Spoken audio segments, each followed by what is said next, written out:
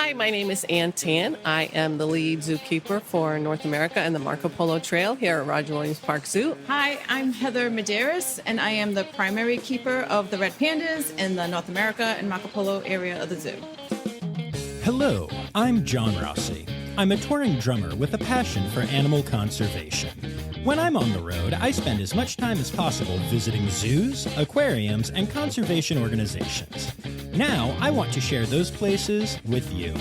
I'll be talking to keepers, vets, conservationists, anyone who can help me in my mission of connecting my people to animals through their people. Join me on my Rossifari. Hello, hi, hello, and welcome back to the Rossifari podcast. All right, so the last couple of weeks, we have featured people and facilities that we have not had on the podcast ever before, and it was really fun.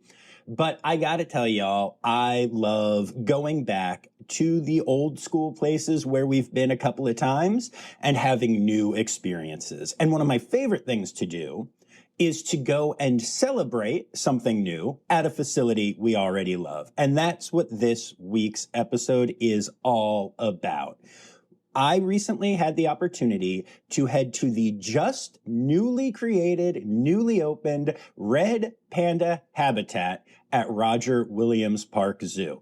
Since the last time that I've been at the zoo, they've not only got this new exhibit, but they've got new pandas from other facilities that came in. It's a whole new red panda party in 2024 at Roger Williams Park Zoo. And this episode is here to celebrate all of that. So we've got two guests that we're going to be speaking to this week, Ann Tan and Heather Medeiros, and they are fantastic. Even if I think I may have scared them a little bit with my enthusiasm and microphones and all the things. But we got into it and we had a really good time. And I'm so grateful to both of them. And of course, to Corey, who does the PR at the zoo and has been a big time supporter of Rossifari for a while now and is just a good friend. You'll hear me give her a little shout out in the episode as well.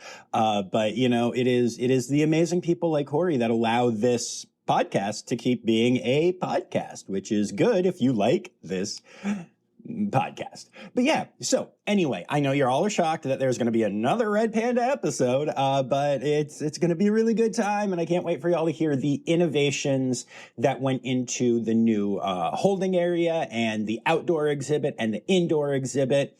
I always thought that the old exhibit at Roger Williams Park Zoo was wonderful for the pandas, but the guests sometimes had a harder time experiencing those pandas, and that was very much taken into consideration at this new exhibit, along with, of course, you know, giving the best welfare to the animals. So you'll get to hear all about that coming up soon. But before you do, quick reminder, make sure that you hit subscribe. Make sure that you're following along at Rossifari on the socials, at Rossifari Pod on TikTok. And, you know, if you feel like supporting the pod, you could always hit up patreon.com/Rossifari, where you could support us for as little as $3 a month, which is not half bad, y'all. So, I've got some other stories about my time at Roger Williams Park Zoo that I'm going to tack on the end of the interview here. And in part, that is because, to be honest, this is one of our shorter interviews. It's still good. We get in a solid half hour plus. But we were interviewing outside. We were in a tent, but we were in a tent and it was raining out loudly and it was cold. And I think we were all having a great time, but we were all also pretty ready to say goodbye to all of that. So you're going to hear some rain in the background as this is going on, but you know, it sounds fine. You hear everybody great. Mics are great. I know how to edit, all that fun stuff. But yeah, I wanted to set that scene for you and just kind of help you picture that. My original hope was that we were just going to do the interview like at the Red Panda habitat, but it was raining out, so that didn't work. So we found a tent and we hid and we had a blast. And then after that, I will give you a little chat about some other fun stuff that happened that day. So we'll be back with that in a little bit, but enjoy the interview, y'all.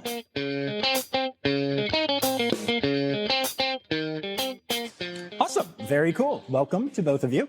And so we normally start off by going into all kinds of your background and all that stuff, but today we are here to celebrate something very important that has happened at the zoo recently, which is the opening of a new exhibit. So why don't you go ahead and tell us about that? Okay, so our exhibit just recently had the grand opening last week, which was a success. We have a beautiful indoor enclosure. Hold on, before we go any further, what species are we talking about here?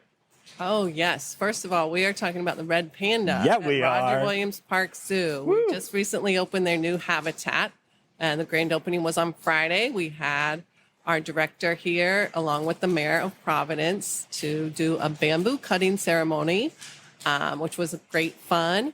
And the exhibit is open to for everyone for viewing. We have 2 pandas. Right now, they're having access to the indoor enclosure. As the weather gets a little better, they do have an outdoor habitat as well.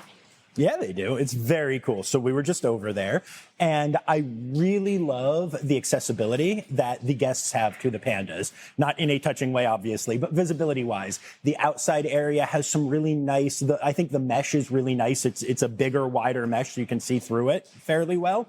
And the indoor viewing is awesome. I love when facilities have indoor viewing. And of course, when we walked over there, first thing right in front of my face is a sleeping red panda, which, I mean, is really what should happen to everyone every day. But, you know, that's just besides the point.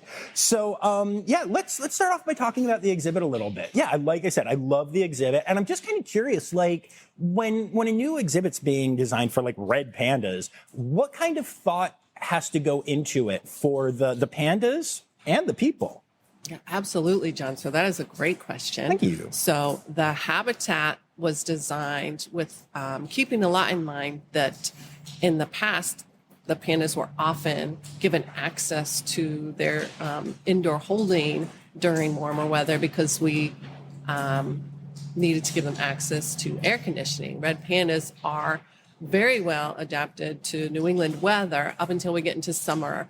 And then the temperatures get a little uncomfortable for them. And then we would provide them with access to the air conditioned holding so that they could, you know, maintain their body temperature, regulate, you know, their comfort level.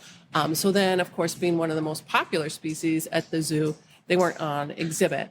So this exhibit has the ability to view the pandas pretty much all the time, all year round. The indoor habitat has air conditioning.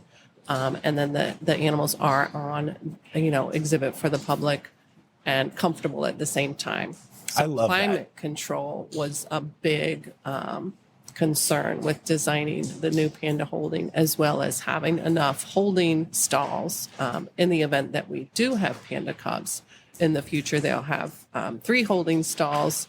We can also get the pandas to come into the holding stalls. We have them conditioned to shift into those. And then we have the outdoor exhibit, which they'll also have access to once we've finished up a bit of that, things that need to get done in that space. Very cool. And one thing that I noticed about, and it's always been this way, even in the old exhibit here, something that I really like is that there's a lot of vertical space for the pandas because, you know, pandas like to be up in trees. And I can tell you, I'm sure you know this now, but Kenji, who I've known for years, loves being up high. That is just his favorite thing, is just to disappear up to the top and not be down low. I have been on exhibit with Kenji before and not even known he was there. I was interacting with the other pandas, and then Paul at Cincinnati was like, "Oh, by the way, look up in that tree." And I was like, "Ah, panda!" He was just very chill. So I love that, you know, the vertical space was something that was clearly thought about. And have you found that the pandas are using that space? Yeah, absolutely. So you're right about Kenji for sure. We noticed pretty much when he came into the quarantine area, which all animals that come into the zoo just go through a standard 30-day quarantine to make sure that they're healthy before they're added into the collection. But yes, Kenji would climb up on top of the heating and air conditioning ducts. He'd get up to the highest point he possibly could. He does the same in the indoor enclosure. When he's out, he wants to get up there quite, you know, just as high as he possibly can, which is, you know, what they would do. Yeah. The red pandas are most comfortable, as you said. Arboreal species, they want to climb. We have a lot of natural climbing structures, and and places for them to go. And it goes right up to the viewing window, so the public can see them well. Very cool. So that's some of what went into the panda thoughts of it all. Yeah, but then there are also the people who are back there doing the keeping every day. So why don't you tell us a little bit about what the habitat has for y'all?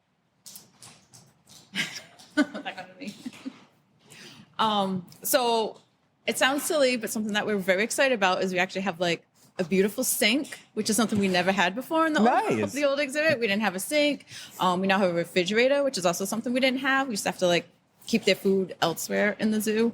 And like we have like drains, which is also something we didn't have. We weren't able to hose anything in their old holding. It wasn't like a solid floor that could be hosed. So now we have drains, we can hose things.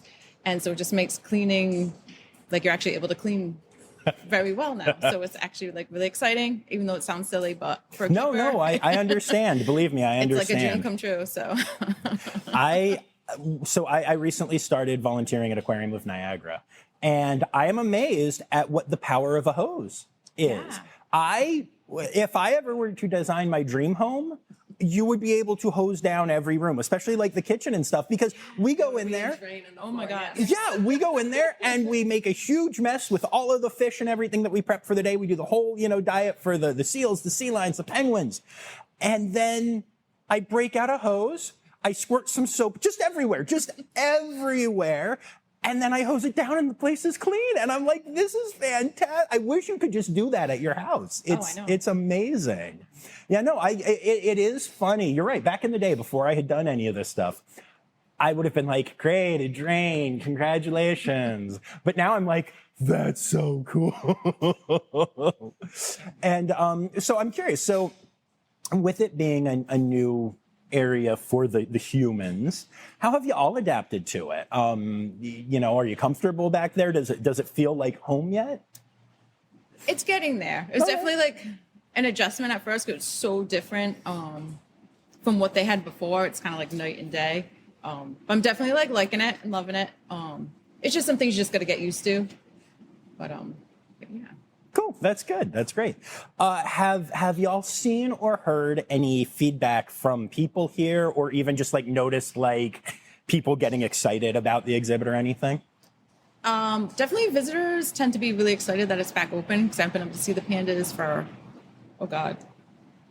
like quite some time now. Yeah, the pandas are super popular attraction here at the zoo. They're just so cute and everybody wants to get up close to them and see them and know their names. And so I think people just in general are really excited about the ability that they're out on exhibit again and the ability to see them year round. We don't, have to be, like I said earlier, we don't have to say the pandas have access. The pandas always have access. Right. But they're also on exhibit, which is huge. That is awesome. Yeah, one of my early kind of like zoo memories as I was falling in love with all of this was I booked this tour. So I'm a professional musician. That's what I do for a living. And we were teching in Providence, Rhode Island. And it was the biggest cluster of my career.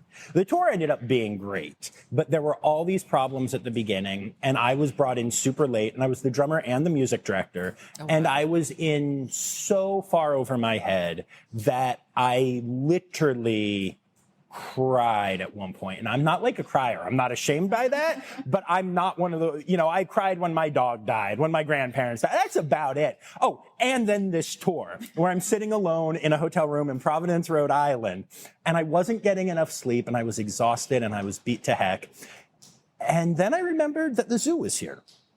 And so tech days are usually 12, 14 hours long, but I woke up early one morning after way too little sleep, and I hopped an Uber and I came here.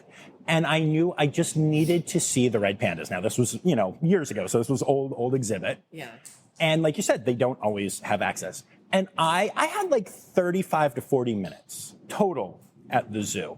So I raced through the zoo and I raced to the panda exhibit, which was empty. Oh, no. And I was sitting there and it was just one of those moments where I was just like, I need to see a red panda. Do I jump into the exhibit? No, I'm kidding. We'd never do that. But I was like, I need to see a red panda. And just then, boop, couple steps out came one of the pandas, looked up, and went right back in. But at least I got my panda time. And so when I heard that now you would be able to see them always, I was like, great, the next time I'm teching a show and having a horrible experience in Providence, Rhode Island, I'll be able to go and know that I can see a panda. Because sometimes I just think in life, people need to see a panda. They think that's just a fair way to say it in general, right? So... but yeah, no, that is when I fell in love with the zoo. Like I had already liked it and I knew about it and I think I'd been here once before, but that was the moment where little panda face for 1 second and it set the tone for the whole day and I was fine and I was, the animals are amazing that way. That's great. Well, I'm so glad you did get a glimpse of the panda. So am I. You really needed it. Yeah. You are not wrong. Yeah. So, cool. So, tell me about the pandas that are here.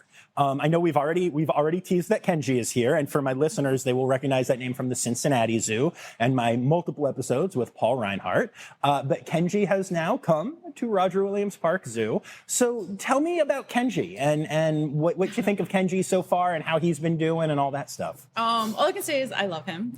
Who doesn't? He is so cute and so sweet, and I just love him. He's a good boy. He was very shy and very afraid at first, especially like when he was in the quarantine area. We weren't the ones taking care of him.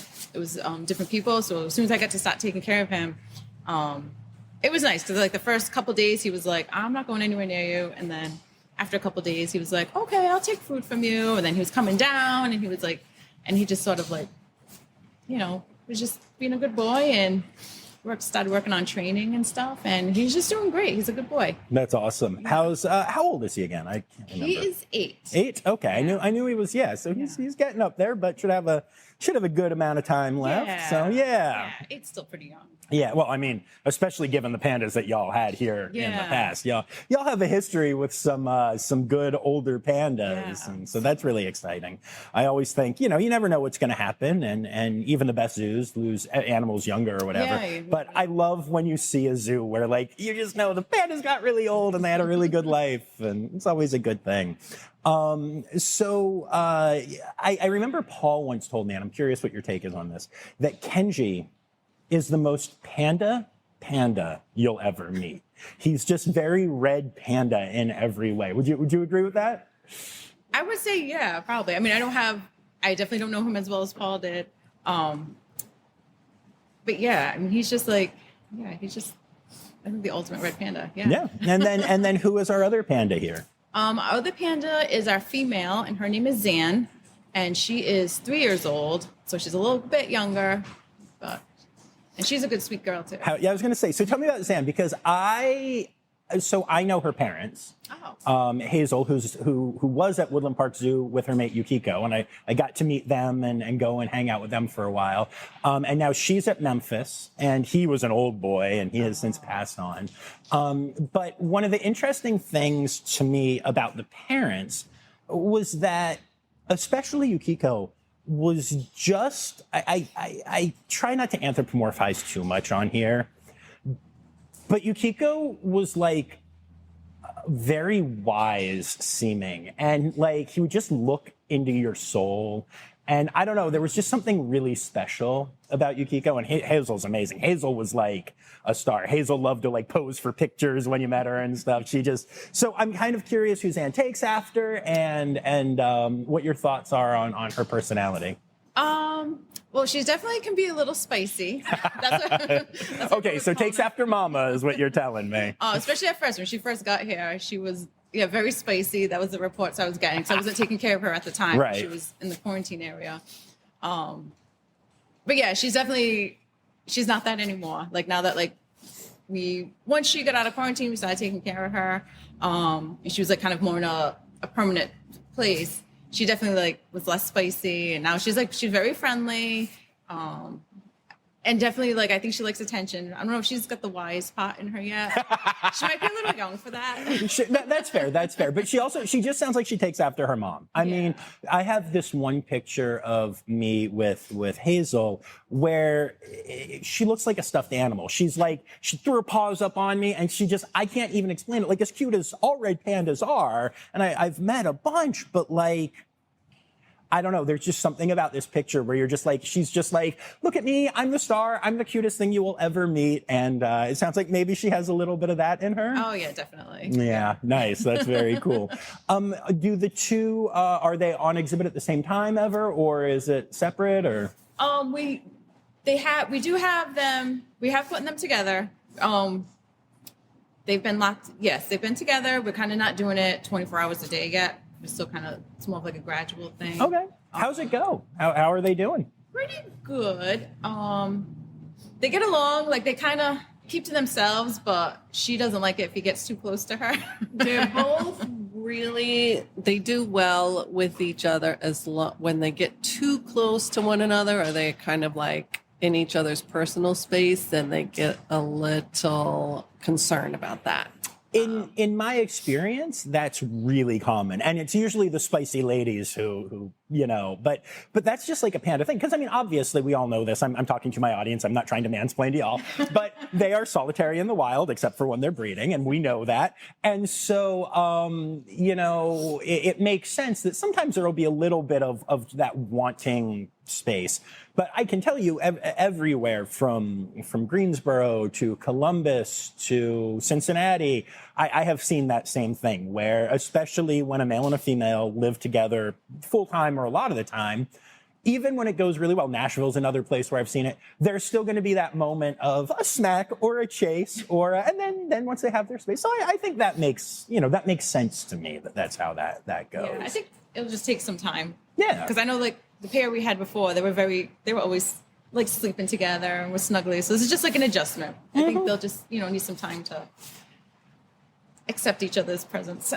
Yeah, I think that makes sense. That's very cool. And so you mentioned the potential of breeding.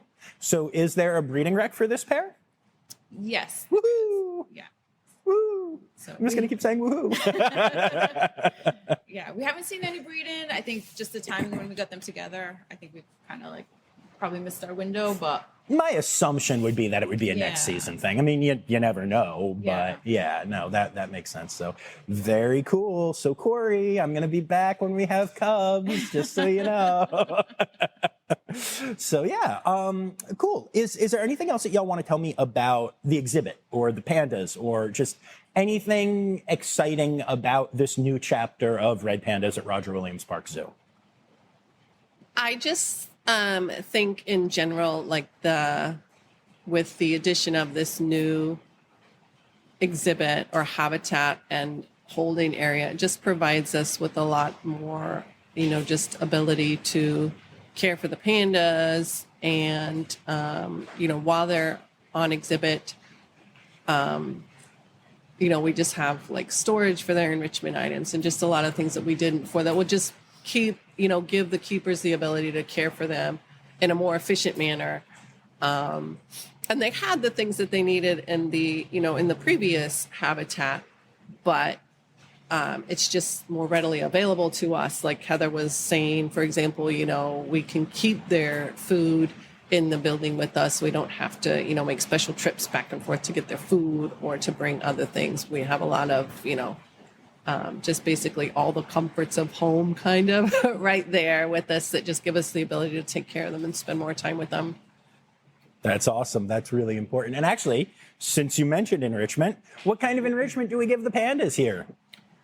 So there's all sorts of things. As you know, pandas spend a lot of their time foraging for bamboo. So even just giving the bamboo daily, we have bamboo just growing. That's one of the luxuries also of our zoo is we just have bamboo growing pretty much all over the zoo. It's such an invasive species, but here it serves a great purpose for us because we can cut it and then know that it's going to come back pretty readily, especially springtime. A lot of people will be walking down the trail, visitors, and they'll be like, "Oh, bamboo, it grows here. I never knew." And I'm like, do not plant that in your yard.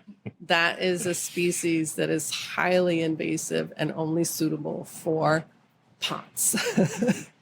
But beyond that, Heather can speak to some of their favorite items that she provides them and on a daily basis.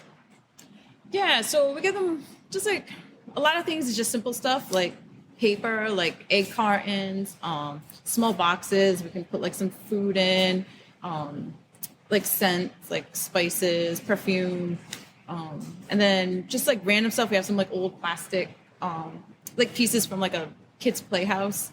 So we just give them stuff like that. Basically, anything they can scent mark on, they're like, that's like, I think what entertains them the most and enriches them the most. They just want to scent mark on everything, especially Kenji. I'm sure. I mean, Kenji's last place was his for a long time, and he marked it up pretty good. So I think he's got to make sure that he owns this place now. You know, new digs. So that's cool. I was shocked when I first discovered how not just scent marking, but how different scents are really enriching for pandas. I remember I had a laugh because I would see people putting out like balls in like panda exhibits, and I was like, you know, seen a lot of times with a lot of red pandas, and you know what they don't do? They don't play fetch. And then a keeper was like, yeah, we put scents on that. And that's what's enriching about it. And I was like, I'm a dummy. So yeah, I think that's really cool. So, all right, so let's take a step back from the pandas because, like I said, normally how I start this, but I was too excited about the new exhibit, is I'd love to learn a little bit about both of you. So, like, let's start off over here and tell me, like, what was your history? What was the, did you always know you wanted to work with animals? Like, what did you do to get where you are now? Yes, I was born with a love for animals. Nice. I don't remember, but my mother told me that I would not go to sleep at night unless she got a cricket from the basement and put it in a box in my room. That's a new one. Okay. So, and I've always just had a fascination with animals, wanted to be with them, spend time with them, take care of them. I've had so many pets. My parents were supportive over the years, and I had quite a few pets growing up. Just to learn about animals and take care of them. And then I went to the University of Georgia. My major was wildlife biology. After school, I did some internships and different jobs. And then I applied for the job here at Roger Williams Park Zoo. And I've been here since 1998. Wow. Okay. Very cool. Very cool. How about you? So I would say yes. I think I've always wanted to be a zookeeper. I always loved animals as a kid, and you know, my pets always had to be with me and stuff. So, yeah, I actually, because I'm so kind of old, I didn't actually like. Now you sort of have a degree to get a job here, but I actually got my experience by volunteering here after high school, and I ended up getting hired on from my experience with that. And That's awesome. yeah, and then I've been a keeper here since 1999. Okay. So. Very cool. Very cool. And what, for each of you, is your favorite species to work with, either present or past? And we have a rule on this podcast. You're not allowed to say you don't have favorites, because I know you do. Every zookeeper likes to lie and be like, oh, we don't have favorites, as then they go home and talk about one animal all night. I don't know if I can rule it down to like exactly. You can pick one or two. So the other rule on this podcast, I always get made fun of from my fans because I say, you know, my favorite is, and then reel off a list of 4, 5, 6 different things. So. All right, so we're talking species or actual individual animals? Let's start with species. Okay. Guess what the next question is going to be then? Species, obviously, like the red panda. I mean, they're just like so much fun to work with, and I love them. So they're definitely one of my favorites. And also the red wolf. Like that's just a species that's near and dear to my heart, and I love the project and just the whole story of the red wolf. So, but they're very hands off, so they're not a species you can really like, can't really bond and like, you know, we don't train, we don't do anything with them, but just so I love the red pandas because like I do get that with them, and going back years, I fell in love and wanted to work at Roger Williams was because of the polar bears. The polar bears like won my heart. So when I got hired on, I got to be in the North America area. Working with the polar bears was like, and we didn't have red pandas at the time, so it was like polar bears and the red wolves were my thing. And then we got the red pandas, so I was like, sweet. Nice, very cool. And how about an individual or two? Oh, well, we had a red wolf years ago, which is why she made me fall in love with red wolves. Was our red wolf Sarah and her mom Scarlett. They were like the OGs here, so I just love them. And like the polar bears, Norton and Trixie, and the red pandas. I love Kenji and Zan, but Shaylee, she's the girl that's she was a red panda female we had before, and she Right. she was just amazing. She stole everybody's heart, and she's no longer with us. We miss her dearly, but she was one amazing little girl. That's awesome. And how about for you? So, yeah, it is really hard to narrow it down to a species. We were just having a conversation yesterday, though. So, my pick will be, I am kind of a bird person. I love working with anything here, but I really do enjoy the birds. And one bird in particular is our peafowl blue chicken.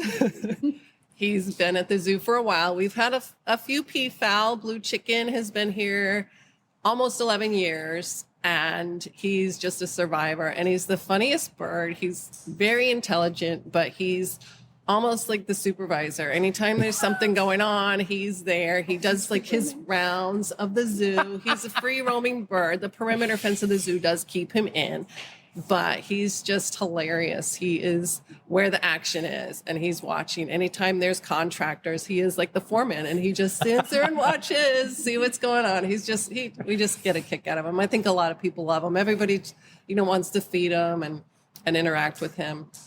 And he's a really cool bird. Very cool. Very cool. All right. I love bird nerds. You must have had a blast this summer having NEI here. Oh yeah, that was a real treat. We would often just use our lunch breaks to come up and just enjoy the show, and it was a real treat. And they are back again this season. They just showed up, so I'm looking up above to see when they start flying their birds. Nice. But yeah, it was an amazing show that they put on. Yeah, it was. I got to come a couple of times and do behind the scenes and out front and see it, and then interview Amy, and we did an episode all about that. And the cooperation between Roger Williams Park Zoo and NEI was just such a beautiful thing. When I was here, and I don't even think we talked about this in the episode because there was so much other stuff going on, but there was like a training question about one of the birds here, not one of the NEI birds, but like a bird here. And the keeper was totally comfortable going to Amy and getting her thoughts, and they collaborated together. And I was like, this to me is what the whole zoological field should be, and I love, there are definitely online resources and stuff, and there are the conferences and stuff, but I know one of the things that has both shocked me the most and been a big privilege for me is I make connections all around the country. And I now have keepers reach out to me and be like, John, I'm having a problem with my red panda, with my, whatever, even animals I don't know as well, but I know that you've talked to some keepers that deal with these animals. Could you put me in touch with them? Or have you ever heard of this? And a couple times I've been like, I have heard of that. Or other times I'm just like, no, but I know a keeper who I bet can help you. And you make that connection, and everyone loves to collaborate. Everyone loves to help each other out. And it's just such a joyful thing to me to see that. And, I love so many people all around the country with this weird, unique job that most people don't understand, but who just have the same passion, same love, the same hardships, and understand each other so well and are willing to help. I think it's a really beautiful thing, They're both nodding, guys. They forgot it's an audio podcast, so they're both just nodding. Oh, sorry. No, I play. See, like I said, we like to have fun. Very cool. So I think we've covered everything pretty effectively. So is there a conservation organization that y'all would like to give a shout out to? Oh, yeah. So I would, since it's on our kind of like our topic, I would say the Red Panda Network. Woo-hoo. For sure. Yeah. Yeah, definitely. I agree. Red Panda Network. And like I said, I'm a big Red Wolf girl, so I'm going to go with Red Wolf Coalition. Oh, the whole Red Wolf thing. I've talked about it a lot on the podcast, which is why we're not delving right now. But I'm so passionate about it. I'm so frustrated by all of the setbacks and stuff. And I've always thought it's interesting what you said about, so for people who are listening, if you don't know this, I know we've talked about it before, but always have new listeners. But the basic idea is that red wolves are being reintroduced in North Carolina. Sometimes there are all these rules and the laws and they keep changing and stuff, but a lot of zoos raise the populations with the intention of doing that. So you have to be very hands off. Like you said, there's no training. There's no, they're basically, you're prepping them for life in the wild. And I think, man, as a keeper, what a privilege, but also what a challenge. I know you want to just go play with your puppies. Come on. I know, we got to have to restrain ourselves. Yeah, so it's hard. Yeah. But, we know it's for the good of all. No, I think that's a really beautiful thing. Very cool. And then it is time. It's time now, don't you know? We've come to the end of the show. But there's one tale left to go. You're gonna laugh and say, oh no. It's time for the Rossifari poop story. Oh my goodness. So, well, with our new habitat, there's a bit of a learning curve as to the best way to clean or how often we're going to need to, hose and disinfect certain areas. So we had a bit of an issue last week with some panda poop that was maybe a little runny and up on the upper ledge of the viewing. And like the worst spot. The highest point. So we wonder who did that. It was just, there was just a challenge. So we're trying to hose a little bit. Well, we want to be careful of the mural, the very new backdrop that they put up.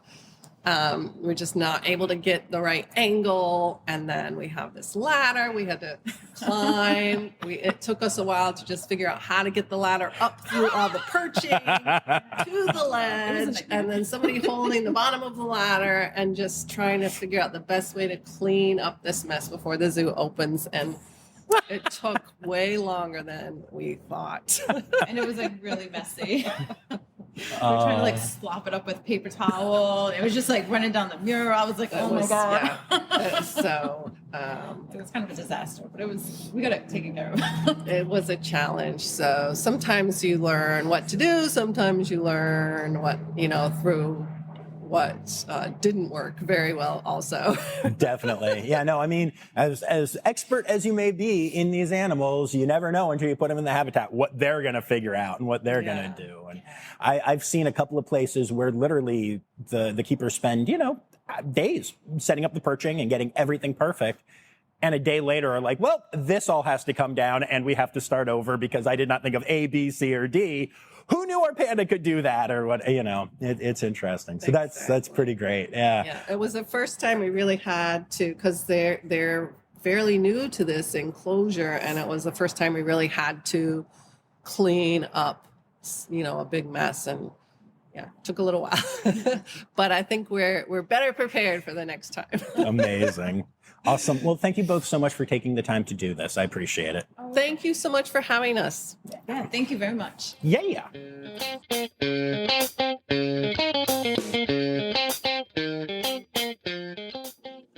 All right. So I want to start off by saying thank you to Anne and Heather for being absolutely wonderful guests and sharing all of that with me. And I also, they were, they were such troopers, y'all. So when this got set up, I knew I was going to be speaking to Anne and did not know that Heather was going to be coming along. And I was so excited to have her. And as those of you who listen regularly know, I am happy to improvise and figure stuff out. But I just had two little lavalier mics with me, which are the kind that you like wear on your chest. And so I was like, I don't, I'm not sure what to do here. But I always carry a small little mic stand with me that is kind of, I don't know, maybe the size of my hand and a half. And so I pulled that out and I stuck one of the lavaliers on it and I gave it to Anne initially.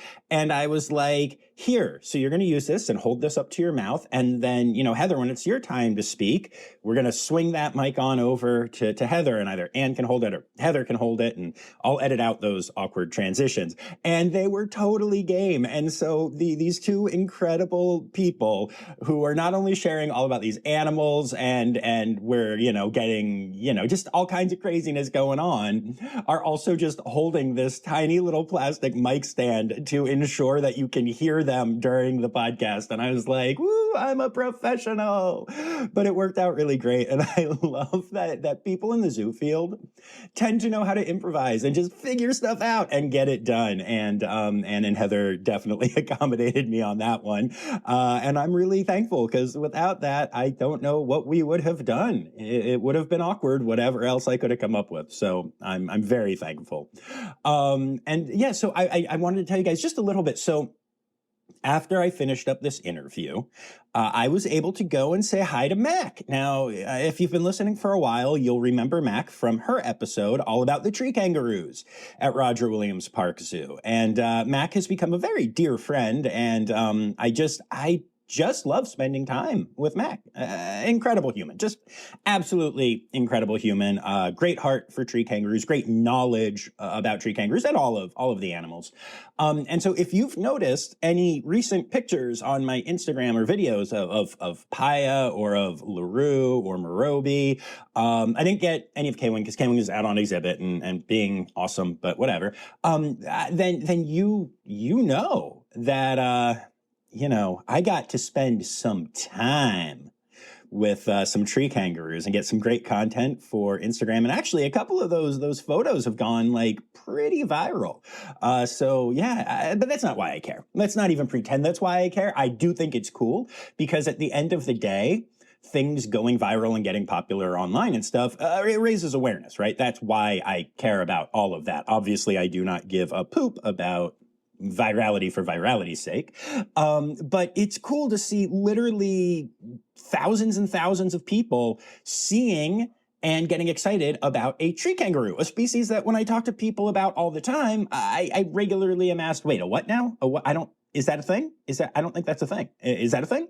And it turns out it's not only a thing, but it's an adorable thing that more people are learning about. And that's, it's something that I'm so grateful for being able to be a part of and getting these opportunities to hang out with these amazing animals, but then also getting to share them with, whatever the Instagram algorithm of the day decides I'm allowed to share with a large number of people. Because then other times I post stuff and, no one sees it. Who knows? It's social media. It's weird.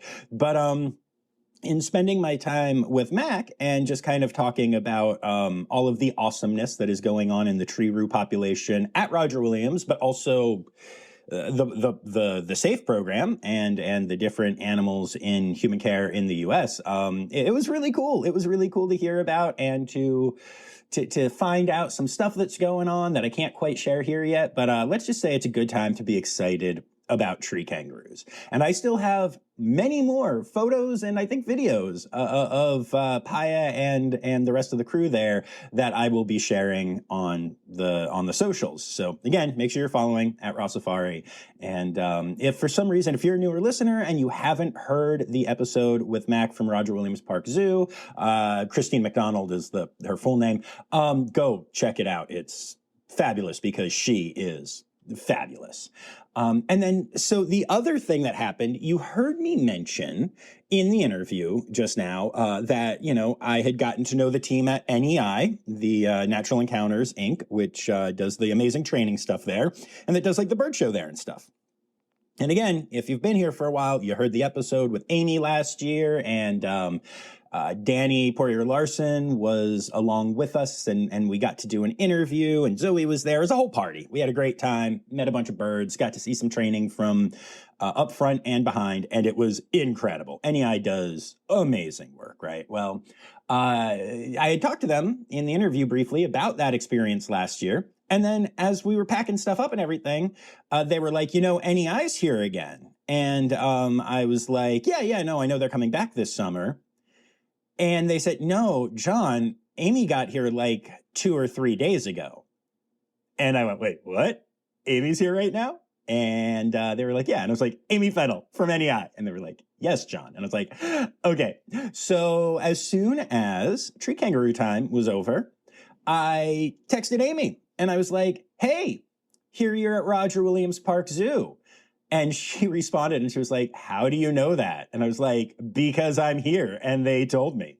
And so I got to go and hang out with the NEI crew 2024. Some returning people from last year and some new ones that'll be there doing the bird shows again. And they're doing 2 bird shows. They're doing kind of a main stage one and then the smaller one that is incredible. And some of the birds are back. Some of the birds are new. But what I can tell you is it is awesome to see. It is awesome to see these birds getting to exhibit natural behaviors in a cool, fun, exciting way. The new birds are stunning. I got to go back and meet them and see all the old ones again. There are some really amazing birds there.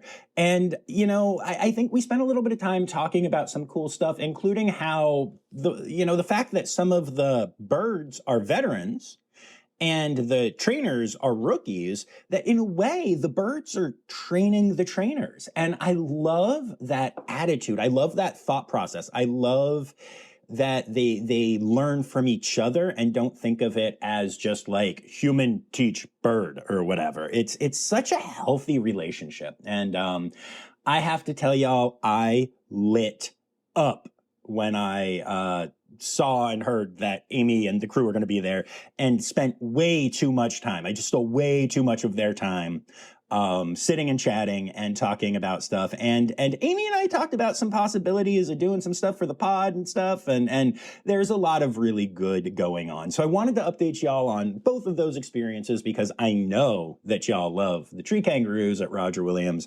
and the NEI team stuff is always incredible. I mean, I'm still blown away by the fact that, like, yeah, Steve Martin knows who I am. Steve Martin encouraged people to listen to the podcast. That's cool. But it's not just that, it's him. It's that whole team, because they are so good at what they do. They are so focused on training. And honestly, they're just people who want to help good people get ahead and build what they do in the industry. And I just love them. So, if you haven't had a chance again to check out all of that stuff, the Amy Fennell episode, all of that, go do it. But the big takeaway here is that I don't care if you are in New England or not. You need to get your butt to Roger Williams Park Zoo this summer, because you are going to see a brand new red panda habitat. You are going to see the second year of the incredible NEI bird shows that are taking place there. You'll get to see some of the most adorable tree kangaroos in the country. And, they have like other normal cool zoo stuff too. I got to see a baby golden lion tamarin when I was there. They just had a baby sloth, their second in 2 years. It's crazy how much cool stuff is going on at Roger Williams Park Zoo right now. So get your butts to Providence, Rhode Island. And if you do, hit me up. I can probably recommend some good Indian food and coffee places. So that's all that I wanted to say about the rest of that experience. But of course, I do want to take a moment to say thank you to my Red Panda level patrons, Dr. Laura Shank, Dr. Stephen Williamson, Barbara Bennett, and Jenny Owens. And I'd like to remind y'all that the word credits backwards is Steiderk. The Rossifari podcast is produced, hosted, and engineered by John Rossi. Editing and fact-checking by John and Dr. Zoe Rossi. Our theme song is Sevens by Nathan Burke, performed by Nathan and John. Interrupting John theme and additional voices by Taylor Isaac Gray. You can reach John directly on Instagram and Facebook at Rossifari, or by email at rossifaripod@gmail.com. Rossifari is part of the Daydreamer Media Network. Now, stop listening to me and go visit a zoo.